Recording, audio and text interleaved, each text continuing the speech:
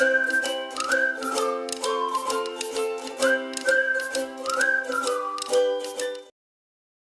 And welcome students. इस video में हम लोग देखेंगे CG board class 8 social science के सैम्पल क्वेश्चन पेपर को, जो कि छत्तीसगढ़ गवर्नमेंट द्वारा जारी किया गया है। यहाँ पे जैसे आपको दिख रहा है, ऊपर में लिखा हुआ है upper primary school certificate exam 2025। तो 2025 ने सीजी गवर्नमेंट ने ये क्वेश्चन पेपर जो है वो सैम्पल के तौर पे आप लोगों को दिया था, ये देखने के लिए कि किस टाइप का क्वेश्चन पेपर का पैटर्न रहेगा और क्वेश्चंस कैसे पूछे जाएंगे। तो इसी का ही इवैल्यूएशन हम लोग इस वीडियो में करेंगे। अब जैसे यहाँ पे सबसे पहले मैं इंस्ट्रक्शंस दिखा दूँ कि टाइम दिया हुआ है 3 आवर्स, जो कि अभी आप एग्ज़ाम्स दे रहे हैं तो आप वो चीज़ देखे ही हैं। अभी तक आप कुछ सब्जेक्ट्स तो दे ही चुके हो, तो आपको पता है कि हाँ पेपर जो है वो इसी पैटर्न में आ रहा है। टोटल मार्क्स यहाँ पे 80 है। रोल नंबर आपको नंबर्स में लिखने हैं एंड देन वर्ड्स में लिखने हैं। उसके बाद आपके स्कूल का नेम और क्लस्टर नेम, ब्लॉक और डिस्ट्रिक्ट। तो ये सारा कुछ तो अभी तक क्लियर हो चुका है आप लोगों को। देन अब यहाँ पे एक सेक्शन आता है जहाँ जो सिर्फ इवैल्यूएटर्स के लिए है, जहाँ पे आपने कुछ भी फिल नहीं किया होगा। यहाँ पे जो इवैल्यूएटर होंगे यानी कि जो आपकी कॉपी चेक करेंगे, वो मार्क्स को यहाँ पे पुट करेंगे। हर क्वेश्चन का मार्क्स जो अलॉटेड मार्क्स है वो यहाँ पे गिवन है, और ऑब्टेन्ड मार्क्स जो है वो इस सेक्शन में लिखेंगे। नेक्स्ट अब इसके बाद उनका सील सिग्नेचर, ये सब तो आपका नहीं है। यहाँ हम लोग स्टार्ट करते हैं क्वेश्चन से। तो पहला तो इंस्ट्रक्शन दिया हुआ है कि सारे ही क्वेश्चंस जो है वो कंपलसरी हैं सॉल्व करने के लिए। जो क्वेश्चन नंबर 1.1 से 1.15 तक है वो सब ऑब्जेक्टिव टाइप क्वेश्चन है, और क्वेश्चन नंबर 2 से 7 जो है वो very short answer type question है। ये ऑब्जेक्टिव वाले जो क्वेश्चंस हैं वो हर क्वेश्चन आपको 1 मार्क्स का मिलेगा, 1 मार्क का। और उसके बाद में जो 2 से 7 तक के क्वेश्चन हैं वो हर क्वेश्चन 2 मार्क्स के हैं। देन क्वेश्चन नंबर 8 टू 12 जो कि शॉर्ट आंसर टाइप है, वहाँ पे आपको मिलेगा 3 marks.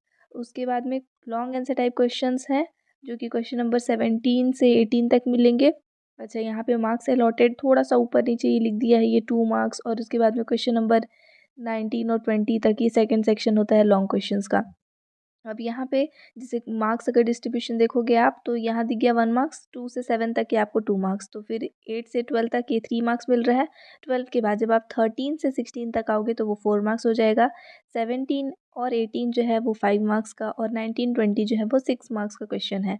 Long answer type question जो है आपको 17 18 और 19 20 इन सब में आपको ऑप्शंस मिलेंगे, मतलब कि इंटरनल ऑप्शंस आपको चूज़ करने को मिलेगा कि 2 क्वेश्चंस हैं उनमें से एक आप ऑप्ट कर लो।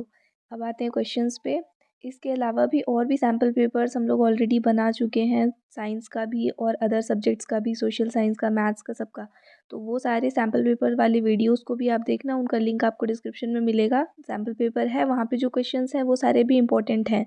तो सोशल साइंस के सारे ही इंपॉर्टेंट सैम्पल पेपर्स के लिंक आपको नीचे मिलेंगे। मॉडल पेपर के नेम से होगा, मॉडल पेपर बोल लो, सैम्पल पेपर बोल लो, वो सब प्रैक्टिस के लिए ही होता है। तो नीचे आपको 4 डिफरेंट मॉडल पेपर्स मिलेंगे, उनके वीडियोस हैं, प्रॉपर एक्सप्लेनेशन वीडियो। तो वो सारे क्वेश्चंस को आप लोग प्रैक्टिस करना, उसको स्टडी करना है आपको।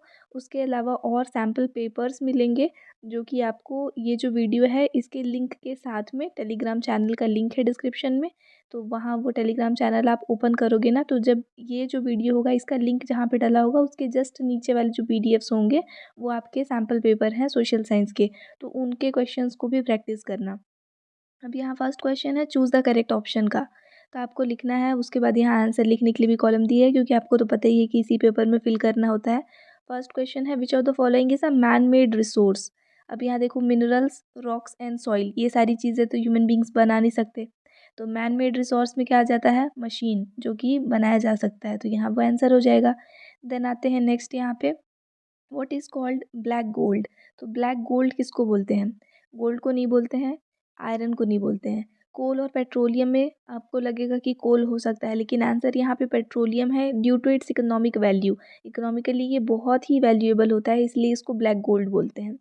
Then third question, where is the head quarter of united nations located.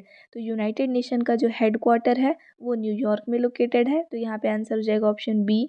Then इसके बाद में 1.4, on which number can children make a complain call if they are ill treated. तो अगर किसी को भी इल ट्रीटमेंट दिया जा रहा है, किसी भी बच्चे को, तो फिर वो कंप्लेन कॉल कौन से नंबर पे कर सकता है। तो यहाँ पे नंबर है 1098, जिसको कि 1098 से आप याद कर सकते हो। देन इसके बाद में आते हैं 1.5, who was the president of the constituent assembly. तो कॉन्स्टिट्यूएंट असेंबली के प्रेसिडेंट थे डॉक्टर राजेंद्र प्रसाद। यहाँ पे जो दिया हुआ है डॉक्टर भीमराव अंबेडकर, ये जो है वो ड्राफ्टिंग कमेटी के चेयरपर्सन थे, तो इसमें कंफ्यूज नहीं होना है, आंसर हो जाएगा option C. Then who was the author of Vande Mataram, तो वंदे मातरम लिखने वाले वो थे श्री बंकिम चंद्र चट्टोपाध्याय, तो आप टिक करोगे ऑप्शन डी में। Then which city is called Manchester of India, तो मैनचेस्टर ऑफ इंडिया जो है वो बोला जाता है सूरत को, तो यहाँ पे आप लिखोगे option B. Then who discovered the sea route from Europe to India, तो यूरोप से इंडिया का जो सी रूट था वो डिस्कवर किए थे वास्को ड गामा, आप ये यहाँ पे लिख दोगे ऑप्शन सी को। देन इसके बाद में 1.9 accounting of income and expenditure is called, तो इनकम और एक्सपेंडिचर इसको जो अकाउंट्स प्रिपेयर किया जाता है उसको बोलते हैं बजट, तो यहाँ आंसर हो जाएगा option A. Then who implemented the permanent settlement, तो परमानेंट सेटलमेंट को इम्प्लीमेंट कराने वाले थे Cornwallis.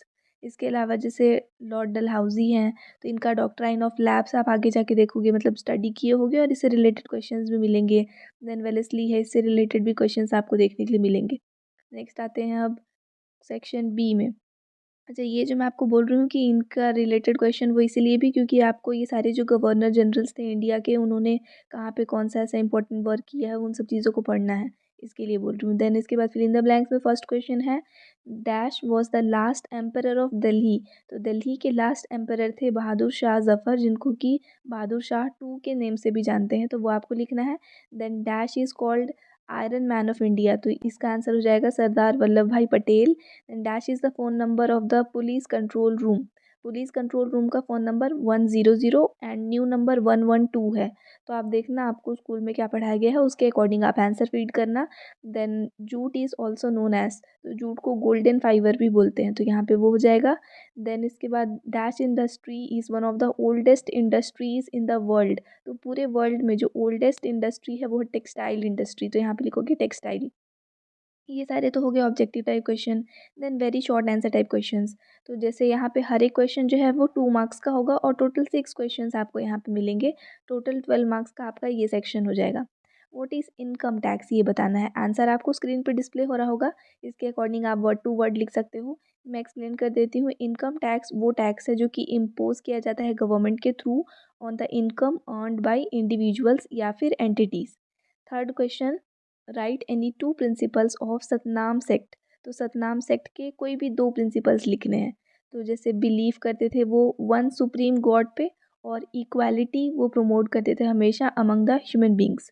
Then write any 4 fundamental rights given by the constitution, तो कॉन्स्टिट्यूशन जो है वो टोटल आपको 6 फंडामेंटल राइट्स देती है, यहाँ पे आपको 4 लिखना है, उनमें से कोई भी 4 लिख सकते हो, like right to equality, right to freedom, right to freedom of religion, right to constitutional remedies, ये 4 आप लिख सकते हैं। इसके अलावा और 2 राइट्स हैं, right against exploitation and cultural and educational rights, तो आपकी मर्ज़ी, आप इन 6 में से कोई भी 4 फंडामेंटल राइट्स को यहाँ पे लिख सकते हो।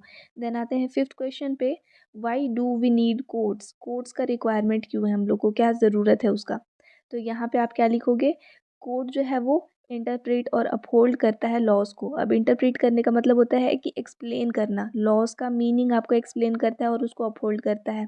इसके अलावा वो सिटीजन्स के राइट्स को प्रोटेक्ट करता है, और सबसे मेन काम तो है जस्टिस इंश्योर करना, फिर जो भी सारे डिस्प्यूट्स होते हैं लोगों के बीच में उसको रिजॉल्व करता है और फेयरली रेजोल्यूशन देता है उसका। Then what 4 things will you do to avoid bad behavior and actions of other people, explain, तो दूसरे जो भी लोग हैं उन सब के जो बैड बिहेवियर होते हैं या फिर एक्शंस होते हैं उनको अवॉइड करने के लिए आप क्या कर सकते हो, ऐसे कोई भी 4 पॉइंट्स आपको यहाँ पास मेंशन करने हैं। तो उसमें जैसे आप गुड कंपनी चूज़ कर सकते हो, पर्सनल बाउंड्री सेट कर सकते हो, सेल्फ डिसिप्लिन रह सकते हो, जैसे खुद के ऊपर सेल्फ कंट्रोल रहे तो वो डेवलप कर सकते हो, और गाइडेंस ले सकते हो किसी और से। देन इसके बाद में सेवेंथ क्वेश्चन, यहाँ पे पूछा है what will happen if there will be no rules और लॉस इन अ सोसाइटी, अगर किसी भी सोसाइटी में ना तो रूल्स है ना ही लॉस है तो उसका क्या इम्पैक्ट पड़ेगा, ये आपको बताना है।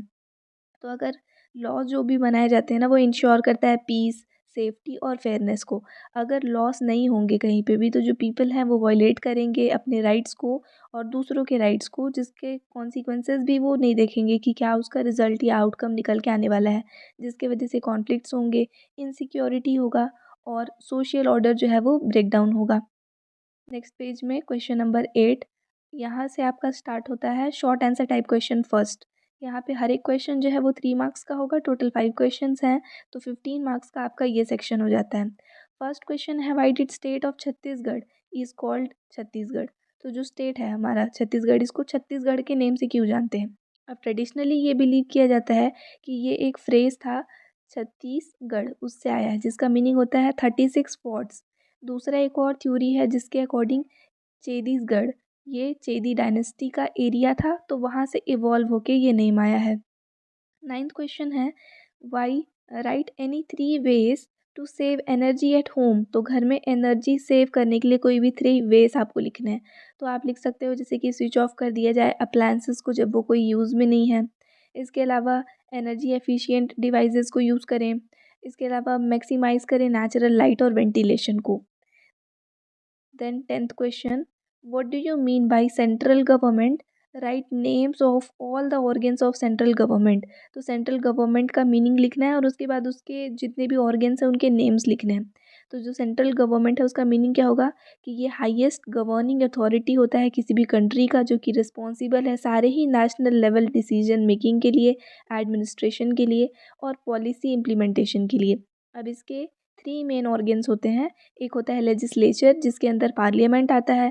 इसके बाद एक होता है एग्जीक्यूटिव जिसके अंदर प्रेसिडेंट, प्राइम मिनिस्टर और उनके काउंसिल ऑफ मिनिस्टर्स आते हैं। एंड थर्ड होता है जुडिशियरी जिसके अंदर में सुप्रीम कोर्ट आता है। 11th क्वेश्चन है, write any 3 uses to make the soil fertile. Soil को फर्टाइल बनाने के कोई भी 3 वेज लिखने हैं, 3 वेज। तो फर्स्ट हो जाएगा ऑर्गेनिक मैन्योर या फिर कंपोस्ट यूज़ कर लें, क्रॉप रोटेशन करें और ग्रीन मैन्योरिंग करें या फिर बायो फर्टिलाइजर्स का यूज़ करें। तो ये 3 वेज हो जाते हैं सॉइल को फर्टाइल बनाने के। Then 12th question, what do you understand by constitution. Constitution से आप क्या समझते हैं ये आपको बताना है। नाउ कॉन्स्टिट्यूशन क्या है, तो ये एक सेट ऑफ फंडामेंटल प्रिंसिपल्स हैं या फिर लॉस हैं जो कि एक आउटलाइन बनाता है स्ट्रक्चर, पावर और ड्यूटीज़ जो है गवर्नमेंट के उसके, और गारंटी करता है सर्टेन राइट्स और फ्रीडम अपने सिटीजन्स को। ये सुप्रीम लॉ है, मतलब जो गवर्न करता है किसी भी कंट्री के फंक्शनिंग को, जस्टिस भी इंश्योर करता है, लिबर्टी, इक्वालिटी और फ्रेटर्निटी देता है। देन आते हैं 13th क्वेश्चन। यहाँ से आपका स्टार्ट होता है शॉर्ट आंसर टाइप क्वेश्चन 2, जो कि हर क्वेश्चन 4 मार्क्स का है और टोटल 4 क्वेश्चंस है, तो 16 मार्क्स कैरी करता है ये सेक्शन। 13th क्वेश्चन है, the middle class has become the backbone of modern social system why. तो जो मिडिल क्लास है वो मॉडर्न सोशल सिस्टम का बैकबोन है। अब क्यों, ये आपको रीज़न देना। देखो 4 मार्क्स का क्वेश्चन है, एटलीस्ट 4 पॉइंट्स यहाँ पे मेंशन करेंगे और उसके हिसाब से फ़िलहाल इस पेपर में तो स्पेस कम है, पॉसिबिलिटी है कि आपके पेपर में थोड़ा सफिशिएंट स्पेस मिले, सफिशिएंट मतलब पर्टिकुलर क्वेश्चन के लिए, क्योंकि ज़रूरी नहीं कि क्वेश्चन यही आए, क्वेश्चन चेंज भी हो सकता है, लेकिन हाँ सफिशिएंट स्पेस मिले ये ज़रूरी है। तो जैसे आप यहाँ पे लिख सकते हो फर्स्ट पॉइंट में, इकोनॉमिक ग्रोथ क्या होता है, कंज्यूमर डिमांड को बढ़ाएंगे तो सिग्निफिकेंट है ना कि वो कंट्रीब्यूट करेगा इकोनॉमी में। उसके बाद में सेकेंड पॉइंट लिख सकते हैं एजुकेशन और स्किल। तो जो मिडिल क्लास पीपल होते हैं ना उनके पास में बेटर एक्सेस होता है एजुकेशन का, जिसके वजह से एक स्किल्ड वर्क फोर्स बनता है जो कि सपोर्ट करता है वेरियस इंडस्ट्रीज़ को। देन सोशल मोबिलिटी, तो वो एक ब्रिज बनते हैं जो कि गैप कम करता है बिटवीन वेल्दी एंड पुअर, जिसकी वजह से सोशल स्टेबिलिटी मेंटेन होता है और इक्वालिटी जो है, सॉरी इनइक्वालिटी जो है वो रिड्यूस हो जाता है। देन इसके बाद में फोर्थ पॉइंट लिख सकते हैं डेमोक्रेटिक पार्टिसिपेशन या फिर सिविक पार्टिसिपेशन भी बोल सकते हो। तो ये जितना ज़्यादा डेमोक्रेटिक पार्टिसिपेशन होगा उतना ज़्यादा जो है गवर्नमेंट वो स्ट्रेंथन हो जाता है। नेक्स्ट आप देखते हैं इसके बाद में question number 14, what do you mean by the policy of non alignment. तो नॉन अलाइनमेंट के पॉलिसी से आप क्या समझते हो। So non alignment policy refer करता है कंट्री के डिसीजन को कि वो किसी भी दूसरे मेजर पावर ब्लॉक के साथ में फॉर्मली अनलाइन ना हो। जैसे कि कोल्ड वॉर के टाइम पे जो 2 मेजर यहाँ पे पावर ब्लॉक्स बने थे, यूएस और सोवियत यूनियन, तो इंडिया इन दोनों में से किसी के साथ भी अलाइन नहीं हुआ था जा कर के, तो इसको बोलते हैं नॉन अलाइनमेंट। तो या तो नेशन जो है वो अलाइन हो जाएगी, एक तरीका होता है, तो दूसरा अगर अलाइन नहीं हो रहा है तो नॉन अलाइनमेंट हुआ, यानी कि नेशन जो है वो खुद से मेंटेन करेगा, अपने इंडिपेंडेंट फॉरेन पॉलिसीज़ बनाएगा, पीसफुल कोएग्जिस्टेंस पे फोकस करेगा, म्यूचुअल कोऑपरेशन बना रहेगा उसका सारे कंट्रीज़ के साथ में, और उसके पास में फ्रीडम भी होगा कि वो अपने जो डिसीजंस हैं वो अपने खुद के बेसिस पे ले, जिससे उसका नेशनल इंटरेस्ट बढ़े, रादर उनको किसी भी सुपर पावर के इन्फ्लुएंस में आना पड़े। तो इंडिया जो है वो प्राइम मिनिस्टर जो थे हमारे first prime minister Pandit Jawaharlal Nehru, उनके लीडरशिप के अंदर में जो फाउंडिंग मेंबर बना था नॉन अलाइनमेंट मूवमेंट का। देन 15th क्वेश्चन में आपको ड्रॉ करना है लेबल डायग्राम सॉइल प्रोफाइल का। ये डायग्राम इतने से स्पेस में तो नहीं आएगा और ना ही आपको ऐसे इस टाइप से वहाँ पे लाइन बना के मिलेगा। प्रॉपर स्पेस मिलेगा, वाइट ब्लैंक स्पेस, जहाँ पे आपको डायग्राम बनाना होगा। तो वो डायग्राम फिलहाल आपको स्क्रीन पे डिस्प्ले हो रहा होगा, आपको ये वहाँ पे बनाना है। सॉइल प्रोफाइल का ये डायग्राम है, डिफरेंट हॉरिजन्स आपको शो हो रहे हैं, वैसा आपको ड्रॉ करना है। देन हमेशा याद रखना कि जब भी लेबल डायग्राम बनाते हैं तो मतलब डायग्राम बनाओगे तो हमेशा लेबल तो करना है, और वैसे भी क्वेश्चन में वहाँ पे दिया ही है कि लेबल करना है। इसके अलावा आप नीचे हमेशा मेंशन करोगे कि ये फिगर किस चीज़ का है। Then 16 question, state your views on the slogan Beti Bachao Beti Padhao. तो इस स्लोगन के ऊपर आपको अपने व्यूज़ जो हैं वो रखने हैं। अब यहाँ पे जो ये स्लोगन है बेटी बचाओ बेटी पढ़ाओ, ये एम्फसाइज करता है on the importance of protecting girls and providing them proper education. यानी कि गर्ल्स को प्रोटेक्ट करना और उनको प्रॉपर एजुकेशन देना, इसका क्या इंपॉर्टेंस है, इस चीज़ को वो एम्फसाइज कर रहा है। जो एजुकेटेड गर्ल्स होते हैं वो इकोनॉमिकली इंडिपेंडेंट होते हैं और फॉर्म डिसीजंस ले सकते हैं अपने खुद के लाइफ्स के लिए। इसके अलावा जब गर्ल्स को एजुकेट किया जाता है तो वो उसके एंटायर फैमिली को बेनिफिट देता है, साथ ही में ओवरऑल सोसाइटी को भी वो बेनिफिट देता है, जिसके वजह से पूरे सोसाइटी का जो प्रोग्रेस है वो होता रहता है। नेक्स्ट आते हैं अब long answer type question first. यहाँ पे टोटल आपको 2 क्वेश्चंस मिलेंगे और हर क्वेश्चन 5 मार्क्स का होगा, तो 10 मार्क्स का ये सेक्शन है। जैसे आपको फर्स्ट दिख रहा है यहाँ पे 17th क्वेश्चन, यहाँ पे आपको डिफरेंशिएट करना है, या फिर ऐसा है कि दो क्रॉप्स दिए हैं व्हीट एंड राइस, तो इन दोनों के बारे में आपको गिवन पॉइंट्स के बेसिस पे लिखना है। तो डिफरेंशिएशन बोल लो या फिर कंपैरिजन बोल लो। यहाँ पे जैसे सबसे फर्स्ट देखो, प्रोड्यूसिंग कंट्री, तो व्हीट के लिए जो प्रोड्यूसिंग कंट्री है वो हो जाएगा इंडिया, चाइना, रशिया और यूएसए। वहीं पे राइस के लिए इंडिया, चाइना, इंडोनेशिया। देन अगर सॉइल की बात करें तो व्हीट को वेल ड्रेन्ड लूमी सॉइल चाहिए होता है, वहीं पे राइस को क्ले या फिर ल्यूमी सॉइल, और साथ ही में उसका जो वाटर रिटेंशन कैपेसिटी है वो अच्छा होना चाहिए। देन अमाउंट ऑफ वाटर, तो वीट को मॉडरेट रेनफॉल चाहिए, मतलब अप्रॉक्स 50 से 75 सेंटीमीटर तक रेनफॉल होगा तो सफिशिएंट है। लेकिन राइस को प्लेंटी ऑफ वाटर चाहिए होता है, मतलब कि हाई रेनफॉल या फिर इरीगेशन। देन टेम्परेचर की बात करें तो ये जो वीट होता है वो कूल टेम्परेचर पे अच्छे से ग्रो होता है, जैसे कि 10 से 25 डिग्री सेल्सियस तक अगर टेम्परेचर है तो सही है। लेकिन राइस के लिए हाई टेम्परेचर चाहिए होता है, अबव 25 डिग्री सेल्सियस। और सोइंग और हार्वेस्टिंग का टाइम देखें, वीट जो है वो रेबी क्रॉप है, तो वो सो होता है अक्टूबर से दिसंबर में और हार्वेस्ट करते हैं मार्च अप्रैल में। वहीं पे राइस जो है वो खरीफ क्रॉप है, तो ये मानसून के टाइम पे यानी कि जून जुलाई में इसको सो करेंगे और इसका हार्वेस्टिंग हो जाएगा नवंबर दिसंबर में। देन अब इसमें नेक्स्ट दिया है और करके आपको क्वेश्चन, यहाँ पे आपसे पूछा है क्योंकि लॉन्ग आंसर में जब हम लोग आ रहे हैं तो यहाँ से इंटरनल ऑप्शन मिलेगा ही। तो यहाँ पूछा है आपको लोकसभा और राज्यसभा के बीच में डिफरेंस बताना है on the basis of following points, जो आपको यहाँ पे पॉइंट्स दिए हुए हैं इनके बेसिस पे। तो लोकसभा में और राज्यसभा में डिफरेंस फर्स्ट तो है नंबर ऑफ मेंबर्स के बेसिस पे। तो शॉर्ट शॉर्ट कॉलम दिया है तो यहाँ पे आप इतना ही लिख सकते हो ना कि कितने मेंबर्स हैं, तो लोकसभा में 552 लिखना और राज्यसभा में 250 मैक्सिमम मेंबर्स हैं ये। अब देखो जो लोकसभा है उसके जो 552 मेंबर्स हैं, इनका डिस्क्रिप्शन आप यहाँ पे लिख तो नहीं पाओगे, स्पेस कम है। लेकिन अगर आपके पेपर में आपको स्पेस मिलता है तो वहाँ तो अच्छे से लिखोगे, इसलिए मैं बता दे रही हूँ उसकी डिटेल में कि 552 मेंबर्स में से 530 मेंबर्स जो होते हैं ना वो स्टेट से होते हैं, और 20 जो है वो यूनियन टेरिटरीज से, और 2 जो होते हैं वो नॉमिनेट किए जाते हैं। वहीं पर राज्यसभा के जो 250 मेंबर्स हैं उसमें से 238 इलेक्टेड होते हैं और 12 नॉमिनेटेड होते हैं। देन अगर नंबर ऑफ मेंबर्स जो कि नॉमिनेट हो रहे हैं प्रेसिडेंट से, सेकंड पॉइंट जो आपसे पूछा है उसके बेसिस पे बताएं तो लोकसभा में 2 मेंबर्स नॉमिनेट किए जाते हैं, पहले नॉमिनेट किए जाते थे अभी तो रिमूव भी कर दिए। और राज्यसभा में 12 मेंबर्स जो कि एमिनेंट मेंबर्स होते हैं डिफरेंट फील्ड से, लाइक आर्ट से, साइंस से, लिटरेचर से। देन थर्ड पॉइंट है प्रोसेस ऑफ इलेक्शन, तो लोकसभा में डायरेक्ट इलेक्शन होता है बाय द पीपल, और राज्यसभा का इनडायरेक्ट इलेक्शन होता है, जो मेंबर्स होते हैं स्टेट लेजिस्लेटिव असेंबली के वो यहाँ पे इलेक्ट करते हैं। देन फोर्थ पॉइंट है टेन्योर, तो टेन्योर के बेसिस पे लोकसभा जो है वो 5 ईयर्स का होता है, इससे पहले भी डिसॉल्व हो सकता है। और राज्यसभा जो है वो 6 ईयर्स का होता है, जहाँ पे 1/3 मेंबर्स जो हैं वो हर 2 ईयर्स पे रिटायर होते रहते हैं। देन उसके बाद में अगर नंबर ऑफ सीट की बात करें जो छत्तीसगढ़ का है, तो लोकसभा में छत्तीसगढ़ का टोटल 11 सीट है और राज्यसभा में 5 सीट्स हैं। देन आते हैं अब नेक्स्ट क्वेश्चन पे, 18th क्वेश्चन, यहाँ पे आपको मैप दिया है, मैप का क्वेश्चन है। तो शो 5 प्लेसेस या फिर centres of the revolt of 1857 in the map of India. अब इंडिया के मैप में आपको 5 डिफरेंट सेंटर्स को लोकेट करना है जो कि रिवॉल्ट ऑफ 1857 का सेंटर था।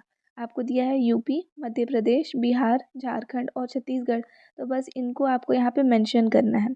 अब देखो, यूपी कहाँ पे, उत्तर प्रदेश कहाँ पे, सबसे फर्स्ट में पूछा है ना आपसे उत्तर प्रदेश। तो उत्तर प्रदेश के लिए आप क्या कर सकते हो, जैसे मैप में आप यहाँ पे आओगे तो ये वाला आपका उत्तर प्रदेश है।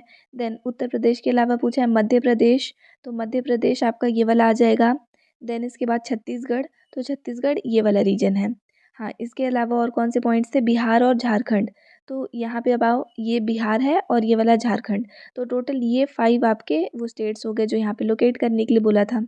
देन आते हैं नेक्स्ट यहाँ पे और करके ऑप्शनल, आपको ऑप्शन में दिया है बायोगैस प्लांट का एक वेल लेबल डायग्राम बनाना है। तो देखो यहाँ पे जैसे आपको स्पेस मिला ना, ऐसे ही स्पेस मिलेगा डायग्राम्स बनाने के लिए प्लेन। तो ये आपका बायोगैस प्लांट का डायग्राम है जो फिलहाल आपको स्क्रीन पे डिस्प्ले हो रहा है, आपको ये डायग्राम बनाना है। सेम यही वाला भी अगर ये क्वेश्चन आपको साइंस में भी आता है ना, तो यही डायग्राम वहाँ भी बनाना होता है। देन आते हैं लॉन्ग आंसर टाइप क्वेश्चन 2। ये लास्ट सेक्शन है जहाँ पे टोटल 2 क्वेश्चंस आपको मिलेंगे, मतलब क्वेश्चन नंबर 19 और 20। हर क्वेश्चन 6 मार्क्स का, तो टोटल 12 मार्क्स का आपका ये सेक्शन है। फर्स्ट क्वेश्चन है, what do you understand by population distribution, describe the geographical factors affecting population distribution. तो पहले आपको पॉपुलेशन डिस्ट्रीब्यूशन क्या है ये बताना है, और उसके बाद में वो सारे ज्योग्राफिकल फैक्टर्स लिखने हैं जो अफेक्ट करते हैं पॉपुलेशन डिस्ट्रीब्यूशन को। फिर आपको इंटरनल ऑप्शन मिलेगा ही, तो और करके आपसे नेक्स्ट क्वेश्चन पूछा है, राइट टू इन्फॉर्मेशन। इसमें आपको मेथड्स लिखने हैं कि कैसे ऑब्टेन करोगे आप किसी भी चीज़ का इन्फॉर्मेशन अंडर आरटीआई। तो आरटीआई कैसे फाइल किया जाता है, ये क्वेश्चन पूछा है। तो पहले हम लोग फर्स्ट वाले क्वेश्चन को डील करते हैं। आपको जो ये स्पेस दिया गया है इतने में आपको मेंशन करना है। तो यहाँ पे आप क्या लिख सकते हो, पॉपुलेशन डिस्ट्रीब्यूशन क्या होता है कि कैसे लोग जो हैं वो स्प्रेड होते हैं अक्रॉस अर्थ सरफेस। ठीक है, और यहाँ पे कौन से ज्योग्राफिकल फैक्टर्स इसको अफेक्ट कर रहे हैं, तो एक तो होता है क्लाइमेट। अगर क्लाइमेट मॉडरेट होगा तो ऑब्वियस है कि वहाँ पे ज़्यादा पॉपुलेशन रहेगा जैसे प्लेन एरियाज़ में। वहीं पे अगर क्लाइमेट एक्सट्रीमली कोल्ड होगा जैसे पोलर एरियाज़, या फिर एक्सट्रीमली हॉट होगा जैसे कि डेजर्ट, तो वहाँ पे जो यूजुअली बहुत ही कम पॉपुलेशन आपको देखने के लिए मिलेगा। सेकेंड पॉइंट हो जाता है अवेलेबिलिटी ऑफ वाटर। तो जो रिवर्स, लेक्स या फिर ग्राउंड वाटर सोर्स होते हैं वो सब क्रूशियल है हमारे ड्रिंकिंग पर्पज़ के लिए, इरिगेशन के लिए, इंडस्ट्रीज़ में। तो जहाँ पे वाटर अवेलेबिलिटी है वहाँ पे आपको पॉपुलेशन डिस्ट्रीब्यूशन दिखेगा ज़्यादा। देन इसके बाद में सॉइल फर्टिलिटी की बात करें, तो सॉइल अगर फर्टाइल होगा तो ऑब्वियसली वो सपोर्ट करेगा एग्रीकल्चर को, और वहाँ पे लार्ज पॉपुलेशन जो है वो सस्टेन होगा। वहीं पे डेजर्ट और रॉकी सॉइल अगर है तो वहाँ पे एग्रीकल्चर पोटेंशियल उसका लिमिटेड होता है, तो ऑब्वियस है वहाँ पे पॉपुलेशन भी नहीं मिलेगा ज़्यादा। फोर्थ पॉइंट में नेशनल रिसोर्सेज लिख सकते हैं। तो नेचुरल रिसोर्सेज में आप लिख सकते हो जैसे एरियाज जो कि रिच होते हैं मिनरल्स में, फॉरेस्ट में, या फिर एनर्जी रिसोर्स जैसे कि कोल या फिर ऑयल। तो ऑब्वियस है वहाँ पे इंडस्ट्रीज़ और वर्कर्स को ज़्यादा अट्रैक्ट करेगा वो एरिया, और वहाँ पे आपको पॉपुलेशन दिखेगा। फिफ्थ पॉइंट आ जाता है लैंड।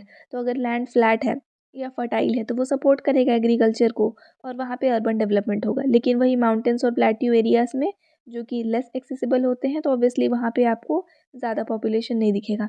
देन सिक्स में दूसरे इकोनॉमिक या फिर सोशल फैक्टर्स लिख सकते हो जैसे कि job opportunities, infrastructure, education, health care etcetera.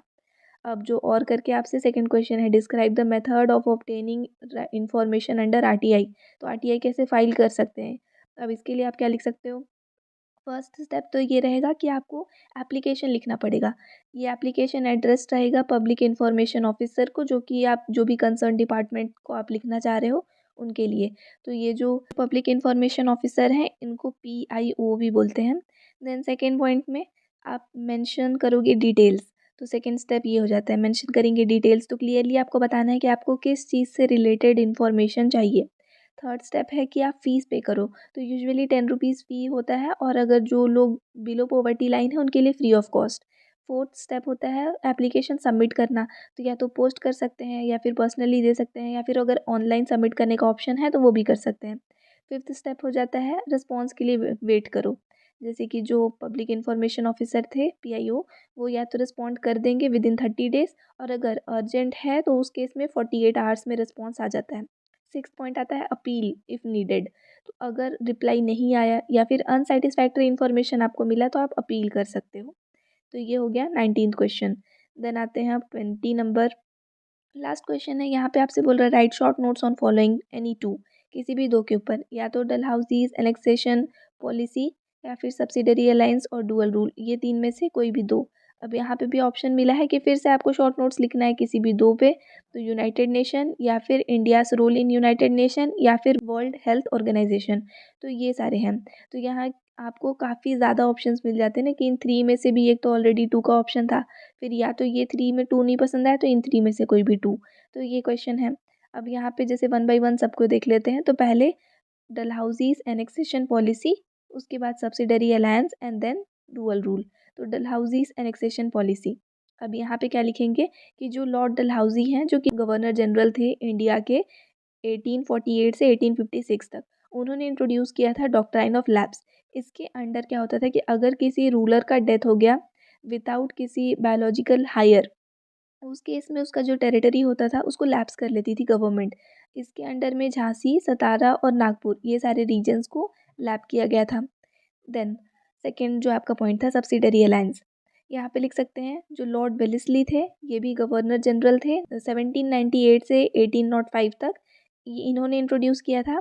यहाँ पे क्या होता था कि जो इंडियन रूलर होते थे, जो कि इस अलायंस को, सब्सिडरी अलायंस को एक्सेप्ट करें, उनको ब्रिटिश रेसिडेंस एक्सेप्ट करना पड़ता था, यानी कि वो अपने खुद के आर्मीज़ को डिस्बैंड कर देंगे, और जो ट्रूप्स होते हैं थे ब्रिटिश ट्रूप्स, उनको इसका फेवर मिलता था क्योंकि उनको इनको यूज़ करना पड़ता था।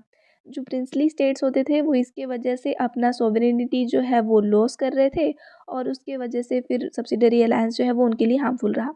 देन इसके बाद लास्ट जो था थर्ड पॉइंट आपका डुअल रूल, इसमें लिख सकते हैं कि ये एक सिस्टम ऑफ एडमिनिस्ट्रेशन था जो कि इंट्रोड्यूस किया गया था बंगाल में after the battle of Buxar, जो कि 1764 में हुआ था।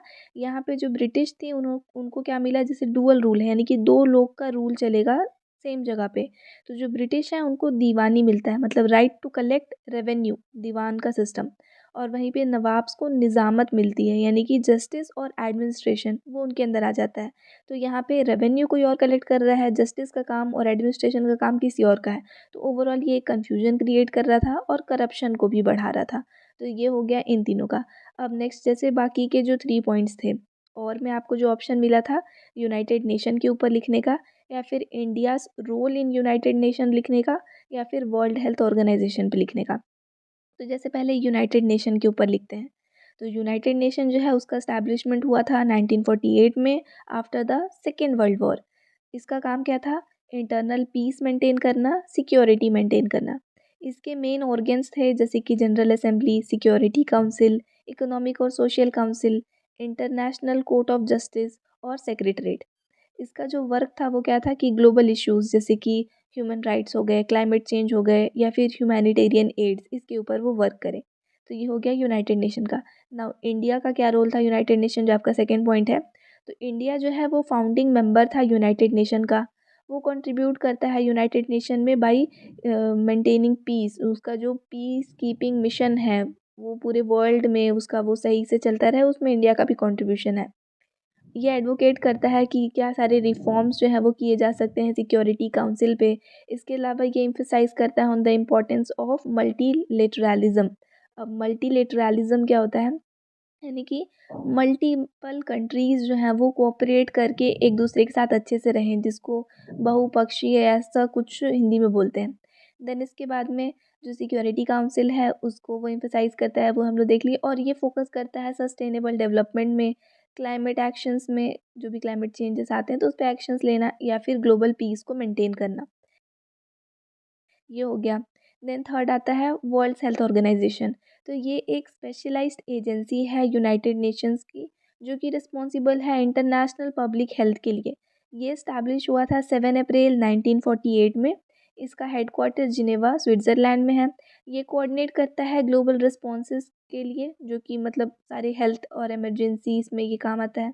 देन ये सेट करता है हेल्थ स्टैंडर्ड्स को, सपोर्ट करता है कंट्रीज़ को डिसीज़ प्रिवेंशन में और उनके ट्रीटमेंट में, और इसके मेजर अचीवमेंट्स में है इरेडिकेशन ऑफ पोलियो, और इसके अलावा ऑनगोइंग एफर्ट्स इसके चल रहे हैं on the diseases like polio and malaria. और अगर आप इसको थोड़ा सा एनहांस करना चाहें तो आप इसमें ऐड कर सकते हो कि जब कोविड-19 का टाइम था तो उस टाइम भी वर्ल्ड हेल्थ ऑर्गेनाइजेशन जो है वो बहुत ही ग्रेट रोल जो है वहाँ पे भी प्ले किया, एक्टिव पार्टिसिपेशन वहाँ पे भी था। तो यहाँ पे कंप्लीट हो गया आपका सोशल साइंस का ये सैम्पल पेपर। जैसा कि मैं आप लोग को बोली हूँ कि आपको डिस्क्रिप्शन में और 4 मॉडल पेपर्स मिलेंगे, तो वो सारे मॉडल पेपर्स को भी आप स्टडी करना, उसमें जो क्वेश्चंस हैं वो भी इम्पोर्टेंट हैं। इसके अलावा आपको टेलीग्राम चैनल पे इस वाले वीडियो के लिंक के जस्ट नीचे जो पीडीएफ्स मिलेंगे, वो पीडीएफ भी सैम्पल पेपर का है, तो आप उनको भी प्रैक्टिस करना, वो भी इम्पोर्टेंट है। सो स्टूडेंट्स, आई होप ये वीडियो आपको समझ में आया। Thanks for watching and please to subscribe if you are new to our channel, and if you want to stay connected with us, then join the telegram link given in description.